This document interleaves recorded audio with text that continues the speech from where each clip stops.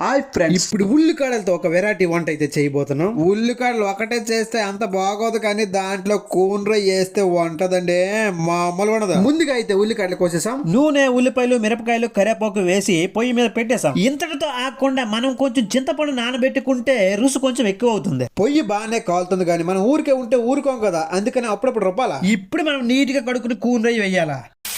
ఒక 2 నిమిషాలు ఇటు అటు కదిపి ఇప్పుడు మనం కోసుకున్న ఉల్లికాడలు వేయాలా. ఇలా వదలొద్దు, రుబ్బొద్దు, మూత పెట్టండి, తొందరగా అయిపోద్ది. మూత పెట్టడం అంటే అలా పెట్టేసి వదిలేకండి, మాడిపోద్ది. 1 నిమిషం తర్వాత తీసేయాలి. కొంచెం మాడింది కదా, ఇప్పుడు టమాటా వేయండి, మాడు మొత్తం వదిలేద్ది. ఉప్పేసి మూత పెట్టాలి. మూత తీసేలోగా మన ఛానల్ ని సబ్స్క్రైబ్ చేయొచ్చు కదా ఫ్రెండ్స్. మూత తీస్తే గుమగుమలు ఆడిపోతుంది స్మెల్ అయితే. ఇప్పుడు కారం వేయాలి, తర్వాత పులుపు వేయాలి, 2 నిమిషాల తర్వాత చికెన్ మసాలా వేయాలి. అటు ఇటు కలుపుతా ఉంటే మనకు 3 నిమిషాల తర్వాత కమ్మన కర్రీ రెడీ. వైట్ రైస్ లో కూర వేసుకొని కలుపుకొని తింటే అద్భుతం. ఇది గొప్ప రుచి, very very taste. Please subscribe.